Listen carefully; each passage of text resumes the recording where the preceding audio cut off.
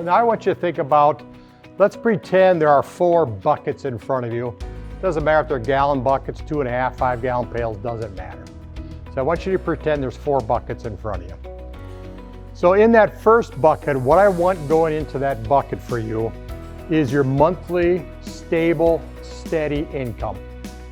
Your Social Security is coming into it, your investment income is coming into it, your pension, if you have a pension, and if you're 73 and over, your RMDs are coming into it. But the problem with a bucket like that, there's a spigot on the bottom that opens up, isn't there? Okay? So that spigot, what's coming out is a house payment, potentially, or rent, insurance, bills, food, entertainment, and et cetera, et cetera, et cetera. There's a leak on the bottom, isn't there? So I'm going to ask you when you come in the office to have a budget in your head or written down on a piece of paper. Now you can whittle it down to the penny, probably not necessarily get that fine-tuned with it, but you should be within a couple $100 of what's coming in and what's going out. Okay? Most people around here are pretty good at that. Okay? The second bucket, I want you to have an enjoyment bucket. The worst thing that I do in my career is I get a call from a client, had one today. Husband's at the nursing home at the VA. She's moving to the assisted living country manor up in Sartell, I think this Friday. She goes, Nyles, we never traveled. We never did anything. All we did was work and sit around on you-know-whats in St. Cloud. Get off your you-know-whats and do something, okay? So again, you want to have an investment bucket.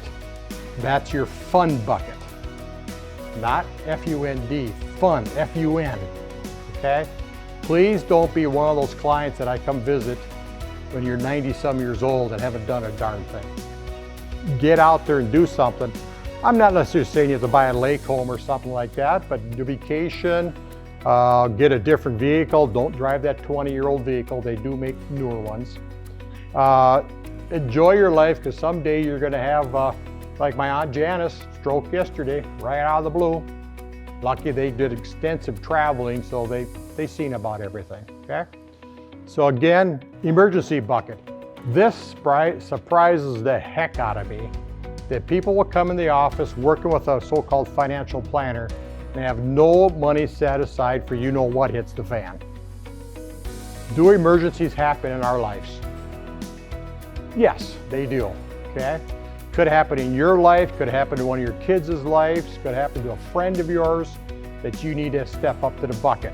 So let's say come this spring here, your air conditioner doesn't work, your central air doesn't work.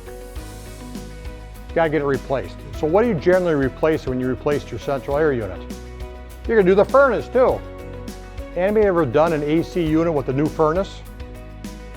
15 grand maybe, today's numbers? Easy.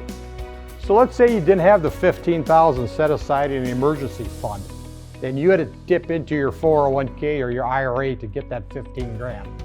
How much you got to pay to get out to clear 15? 25? You just lost $25,000, not just now, but how about in the future? That 25 is not making you money anymore. It's out. So you're better off having some money set aside in an emergency fund that you can get at basically a snap of a finger.